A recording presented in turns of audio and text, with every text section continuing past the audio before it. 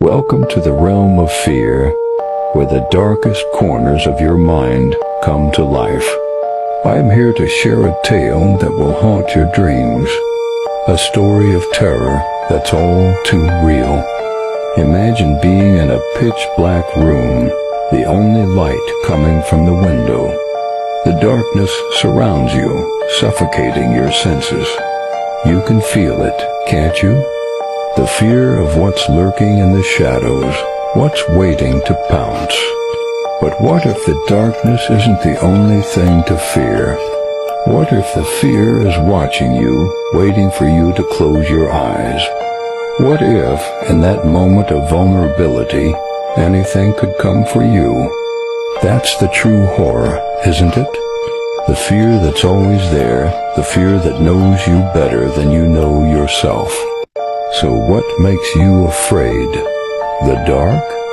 The reality of being next to a window in a pitch-black room? Or the fear of closing your eyes, knowing anything could come for you? Thank you for joining me on this chilling journey. Remember, fear is a powerful force, and it's always watching. Don't forget to follow and subscribe for more spine-tingling stories. The wind screamed that night. It clawed at the windows, howling like a wounded animal. Each gust rattled the old glass, making the house shudder as if it too was afraid. It sounded like a monster, something ancient and hungry, prowling just beyond the walls. I could almost feel its breath seeping through the cracks, cold and sharp. A very angry monster. Its rage echoed in every shriek of the wind, every groan of the timbers. I pressed myself deeper into the blankets, heart pounding, as if hiding could make it go away. Rain hammered against the glass, relentless and wild. Each drop was a tiny explosion, a frantic drumbeat that filled the room with restless energy. The storm wanted in. Each drop was like a tiny fist, pounding, demanding to be let inside. The sound was everywhere, on the roof, the windows, the walls surrounding me closing in. Bang! A sudden sharp crack. My breath caught. Was it just the wind, or something else? Bang! Louder this time. The sound echoed through the empty rooms, making the shadows jump and shiver. Bang! My heart skipped. I squeezed my eyes shut, pushing the noise away, but it lingered in the darkness. I pulled my blanket tighter, cocooning myself in thin, trembling hope. The fabric felt useless against the chill that crept up my spine. But the cold wasn't just outside. It seeped into my bones, into my thoughts, until I could barely remember what warmth felt like. It was inside me, too. The chill that settled in my chest, heavy and unshakable, making every breath feel thin and sharp. The cold, creeping dread slithered through my veins, whispering that I was not alone, that something was watching. I was staying in my uncle's old house, the kind of place that remembered every secret, every sorrow. The walls seemed to lean in, listening. He said it was empty, just dust and memories, he promised. But the silence felt crowded, thick with things unseen. He said I'd be safe. I wanted to believe him. I tried. But the house had other ideas. He was wrong. The words echoed in my mind, cold and final. So very wrong. I could feel it in the floor, in the air, in the way the shadows moved when I wasn't looking. This house was ancient.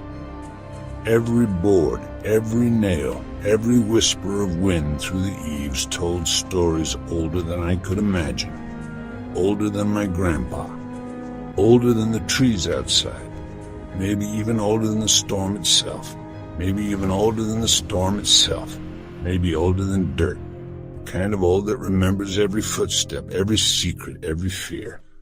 Floorboards creaked with every step. Sometimes they creaked when no one was moving at all, even when I was moving at all, even when I wasn't stepping. The house had a life of its own, restless and uneasy. Doors seemed to whisper secrets. Their voices were soft but insistent, like the wind through a graveyard. Dark, scary secrets. The kind that make you shiver, even when you don't understand the words. The kind you don't want to hear. The kind you pretend aren't real, even as they curl around your mind. Especially not when you're all alone. Especially not when the night feels endless and the storm won't let you sleep. The storm won't let you sleep. The storm made everything worse. Every flash of lightning painted new nightmares on the walls. Lights flickered, shadows leapt and twisted. And for a moment, I thought I saw something move, then died. Darkness swallowed the room, thick and absolute, plunging me into total darkness. I couldn't see my own hands, couldn't see the walls, only the sound of my own breathing, quick and shallow. A thick, suffocating blackness. It pressed in on me heavy and alive, as if the night itself wanted to smother me. My heart began to pound. Each beat was a desperate signal, a plea for help that no one could hear, a frantic drum against my ribs. I pressed my hand to my chest, as if I could quiet the noise, as if I could hide from whatever was listening. I fumbled for my phone, fingers shaking, desperate for even the smallest light. The screen glowed weakly, a fragile hope in the endless dark. Its light was a tiny comfort, a trembling circle that barely pushed back the shadows, but it was enough to keep the fear at bay, for now. A small circle in a sea of black. I clung to it as if it could save me from the things I couldn't see. But the battery was low. The warning flashed cruel and bright, reminding me that even this little light would soon be gone. So low. The icon blinked red, a countdown to darkness. My courage faded with every percent. Just like my courage, I felt it slipping away, leaving me hollow and afraid. I had to find candles, or a flashlight. Anything to keep the dark at bay, to keep the fear from swallowing me whole, or a flashlight. I whispered the word, as if saying it could make one appear. Anything, please, anything, please, anything. I crept out of the bedroom, every step slow and careful. The floor felt cold beneath my feet, the air thick with secrets. The hallway stretched before me, impossibly long shadows writhing along the walls. Long and impossibly dark. I hesitated, listening for any sound, any sign that I was not alone. Every shadow danced.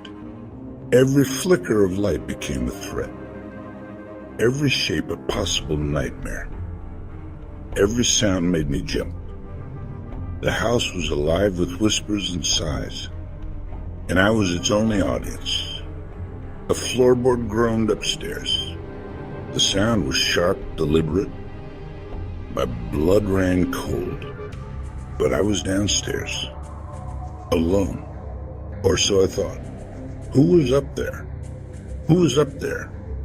My mind raced, conjuring shapes in the dark, footsteps that didn't belong to me. My breath hitched in my throat. I didn't dare move, didn't dare make a sound. I told myself it was just the old house, just the wind, the rain, the storm. But I didn't believe it. Houses make noises, right? That's what everyone says, but everyone says. But not like this. Especially old, creepy ones in a storm. especially when you're alone and the night feels endless. But this sound was different. It was careful, intentional. Not the house, but something in it. It wasn't a creak. It wasn't a creak. It wasn't a creak. It wasn't a creak. It wasn't a groan. It was a footstep, slow, deliberate, coming closer. A softy, deliberate, coming closer. A soft, deliberate footstep. The sound of someone who didn't want to be heard, but wanted to be found. Then another, closer. My heart hammered in my chest, coming closer. Each step a promise that I was not alone. Closer to the top of the stairs. Each quiet. Each held my breath, listening, praying it would stop. Stop. Praying it would stop.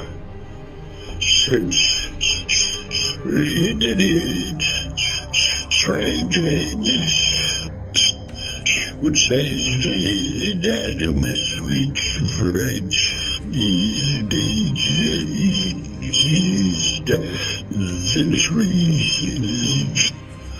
stars there'd be sinking to a trees then I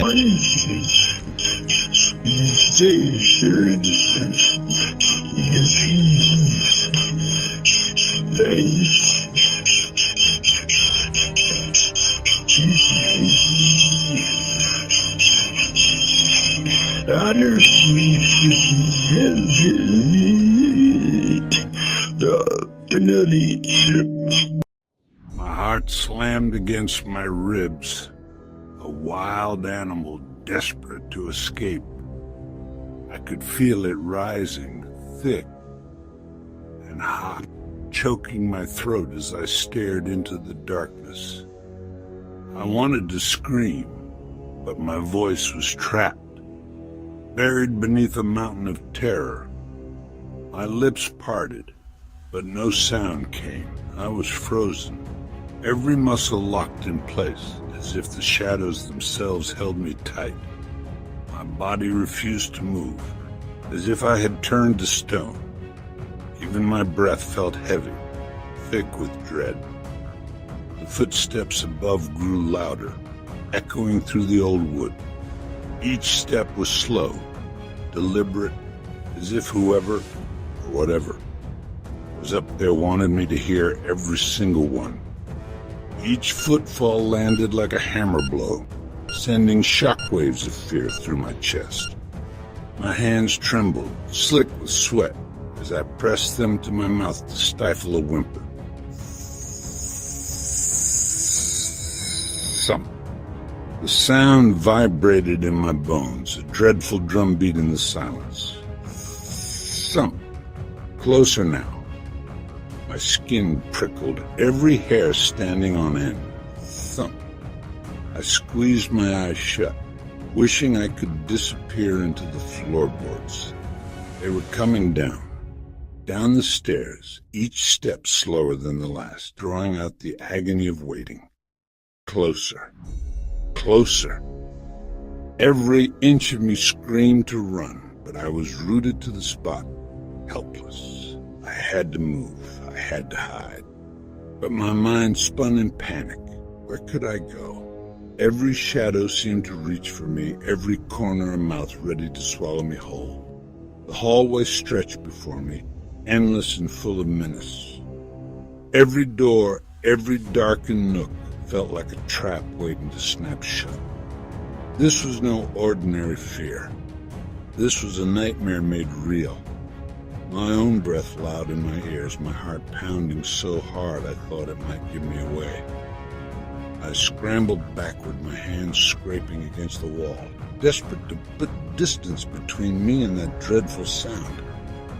My fingers brushed against something cold, metal, a doorknob, the pantry. My only hope. Yes, the pantry. Small, cramped, and pitch black. But maybe my only hope. Yes, the pantry. small, cramped, and pitch black. But maybe, just maybe, it could hide me from the thing in the hall. I prayed it was safe. I prayed the darkness would swallow me whole and keep me hidden. My hand shook as I twisted the knob. It turned with a soft click. Relief flooded me. Just for a second, I slipped inside, pulling the door almost shut, leaving only a sliver to see through. My breath came in shallow, ragged bursts. I left just a tiny crack, enough to watch, enough to listen. My eye pressed to the gap, straining to see what lurked beyond. My breathing was ragged, thunderous in the sudden silence.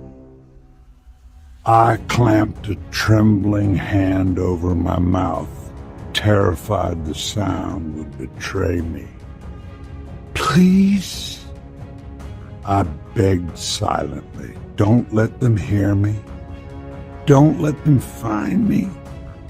My chest ached with the effort of holding back every gasp. A shadow slid across the hallway, long and twisted, stretching toward the pantry door. I shrank back, heart hammering in my ears. It grew taller, more menacing, writhing like a living thing. The darkness seemed to pulse with every beat of my heart.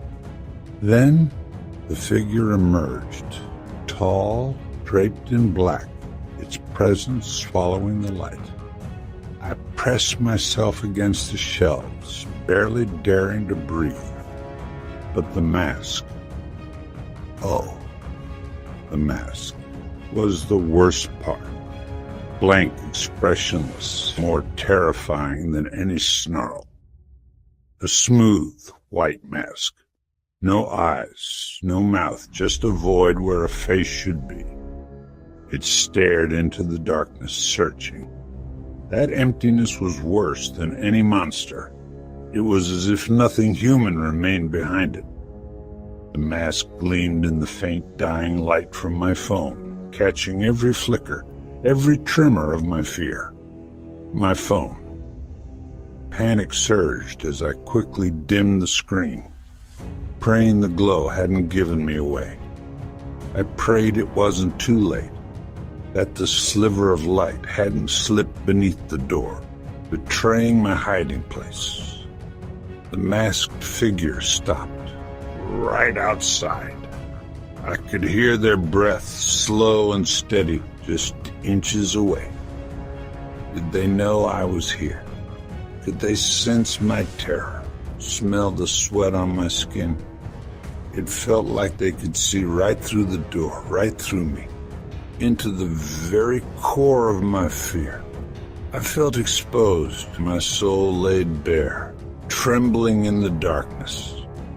The figure tilted its head slowly, as if listening for the faintest sound. My heart thudded so loudly I was sure it would give me away. Listening for me, for any sign of life in the darkness. I held my breath until my lungs burned, my chest aching with the effort. I dared not move, dared not even blink. Time stretched, each second an eternity. The silence pressed in, thick and suffocating.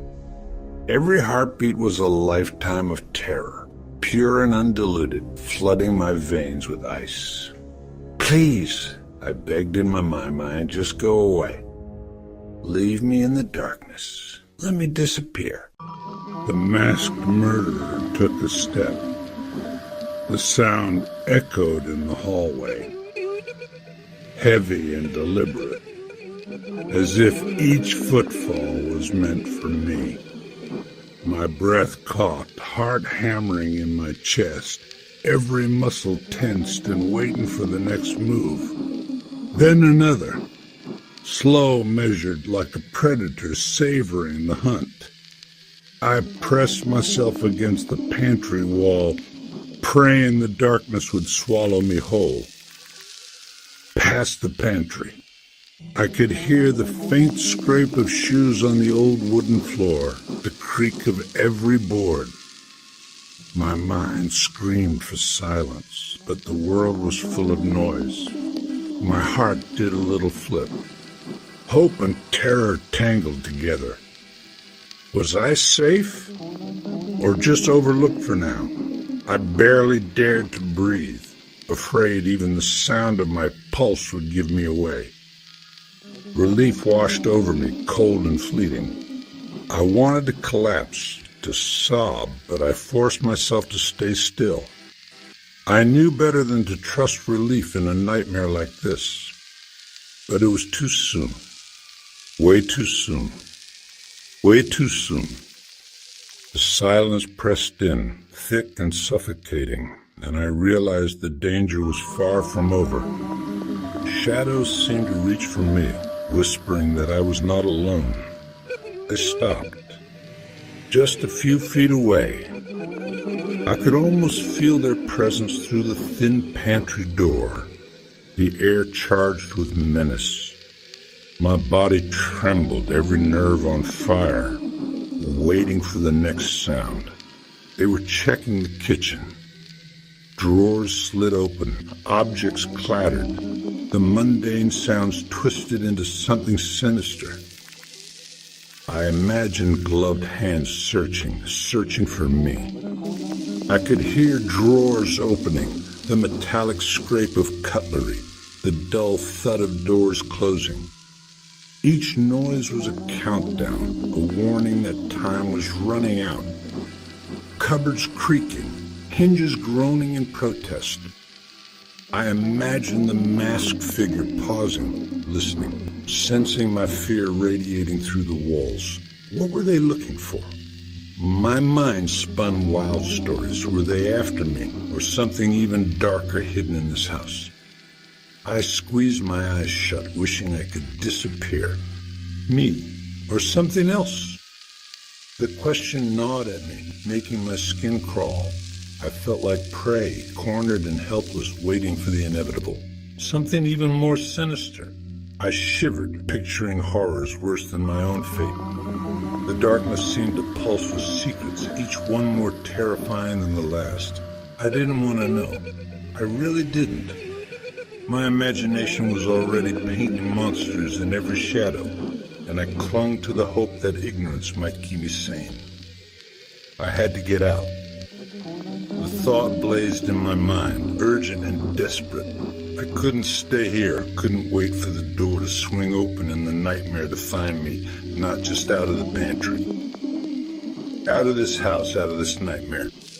Every instinct screamed for escape, but my body felt frozen, pinned by fear. Out of this house of horrors.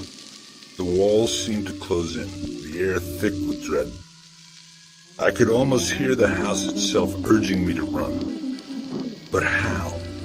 My mind raced, searching for a way out, for any hope of survival. Every option felt impossible. Every second stretched into eternity. The back door was through the kitchen. My only exit, blocked by the very thing I feared most. I pictured the masked figure lurking, waiting, and my courage faltered. Right where the masked fiend was searching, I could almost feel their eyes, cold and unblinking, scanning the darkness for any sign of me. My mind raced, thoughts tumbling over each other in panic. I tried to focus, to find a plan, but fear kept clouding my judgment. Thinking. Desperate, frantic thinking. Every idea seemed doomed, but I couldn't stop searching for a way out. Desperate for a plan. Any plan. I clung to hope, no matter how thin, because hope was all I had left. Any plan, even a foolish one. Anything to keep me from being trapped here forever. There was a small window in the pantry. My eyes darted to it, measuring, hoping. It was high, but maybe, just maybe, I could reach it. High up, out of reach for most, but desperation gives you strength you never knew you had. Could I reach it? Could I fit through? I measured the distance with my eyes and say, lazy distance with my eyes, heart pounding, fear and hope warring inside me. It was my only chance, the only sliver of hope in a world gone dark.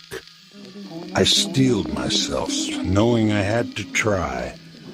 My only hope of escape, I clung to it, refusing to let fear win. I would not die in this house. I had to try. I just had to. Even if it meant risking everything, I couldn't let terror paralyze me any longer. Slowly, carefully, I started to climb. Each movement was agony no longer. Slowly, carefully, I started to climb. Each movement was agony. Every sound a potential death sentence. My hands shook as I reached for the shelves. The shelves were rickety, wobbling beneath my weight. I held my breath, praying they wouldn't collapse and betray me. They groaned under my weight, the sound impossibly loud in the silence. I froze, heart pounding, waiting for a shout or a crash. Each creak sounded like a gunshot in the silence. I bit my lip, forcing myself to keep going, every muscle screaming with tension. I froze, listened. The world narrowed to the sounds from the kitchen, the pounding of my heart, the shallow rasp of my breath. The sounds from the kitchen continued. Drawers, cupboards, footsteps, each one a reminder that danger was still so close. The murderer hadn't heard. Not yet. I moved again, inch by inch by inch by inch, every sense straining for the slightest warning. I reached the window. My fingers trembled as I touched the cold glass, hope and terror mingling in my veins. It was stiff, painted shut. No, just stuck. I pressed harder, panic rising as precious seconds slipped away. I pushed harder. My arms ached, sweat beading on my forehead, fear lending me strength I didn't know I had. My muscles strained, burning with effort. I gritted my teeth, refusing to give up. With a sudden crack, it popped open. The sound was deafening, but I didn't care. I had a way out.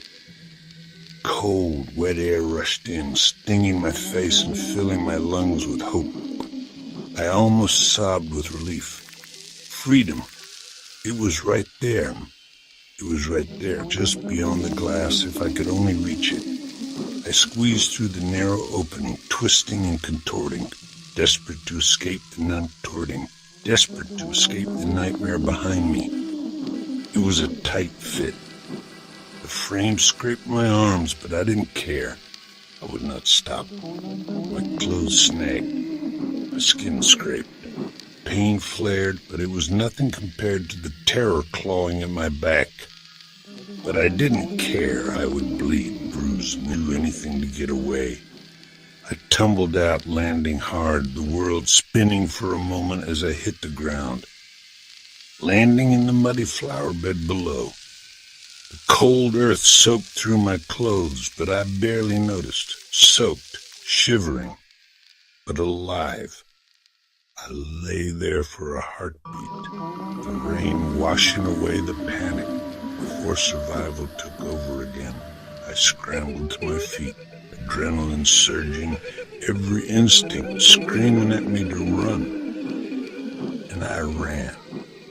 I didn't look back, didn't dare. The only thing that mattered was putting distance between me and that house.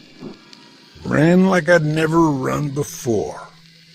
My legs burned, lungs ached, but I pushed harder, driven by pure animal terror. Away from the house. Away from the nightmare. Every step was a victory, every breath a gift. Away from the masked terror.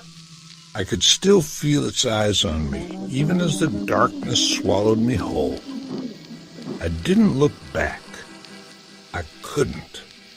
The fear was too great, too real, threatening to pull me under if I hesitated for even a second.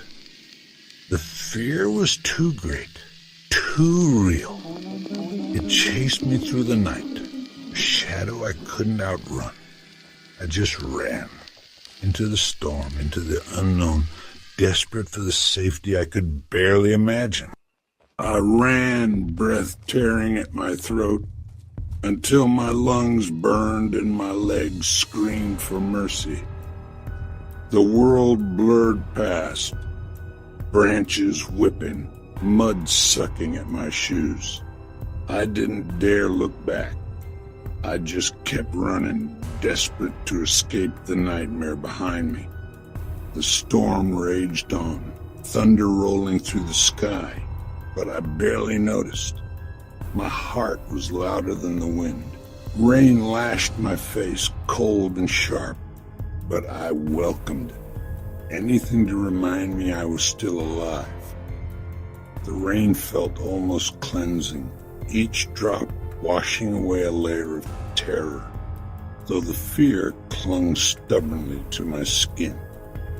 I let the water soak me, hoping it could rinse away the memory of that mask, the echo of footsteps, the suffocating dread.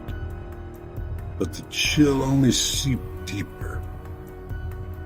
At last I stumbled to the edge of the woods. The trees thinned, their twisted arms no longer closing in. I paused, gasping, the taste of wet earth and fear thick on my tongue. The trees offered a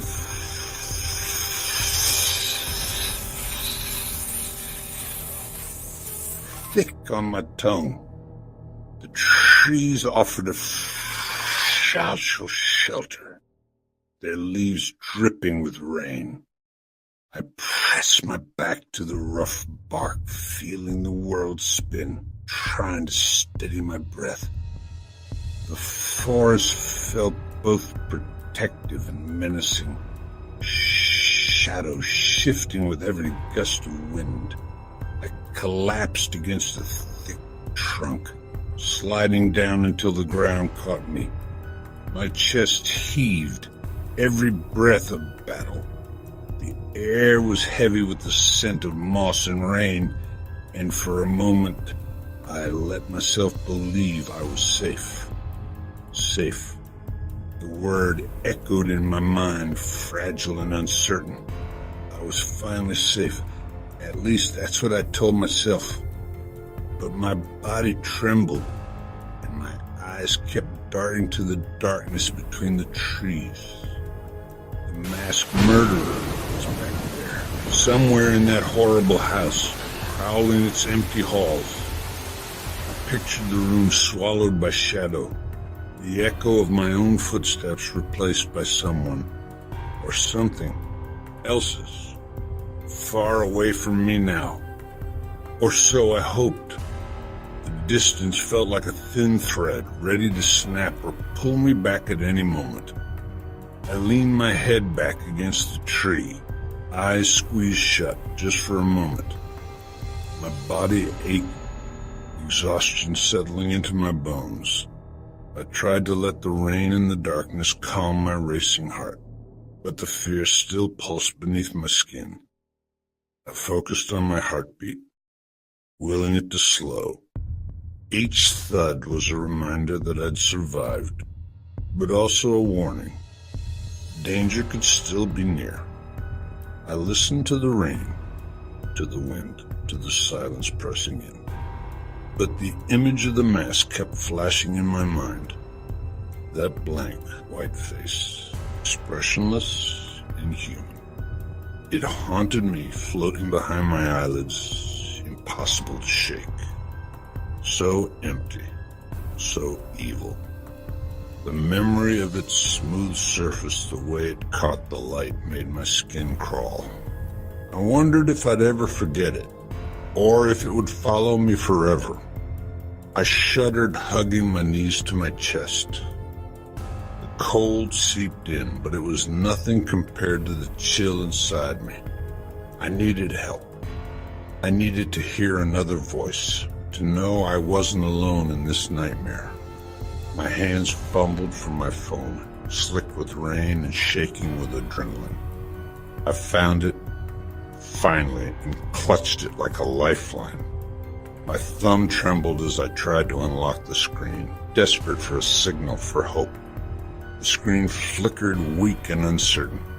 Still some battery left. Enough maybe to call for help. I held my breath, praying the light wouldn't draw attention, praying it would be enough. I swiped it open, the glow reflecting in my wide and frightened eyes. For a moment, all I saw was my own face, pale and wild. My reflection stared back at me from the dark screen, eyes rimmed with fear, hair plastered to my forehead. I barely recognized myself. My face was streaked with mud, lips trembling, cheeks hollow. I looked like a ghost, haunted. But then I saw it. Something else, hovering just behind my own reflection. A shape pale and unnatural, almost hidden in the darkness. Over my own face, faint and almost transparent, was the outline of a mask. My breath caught. I blinked.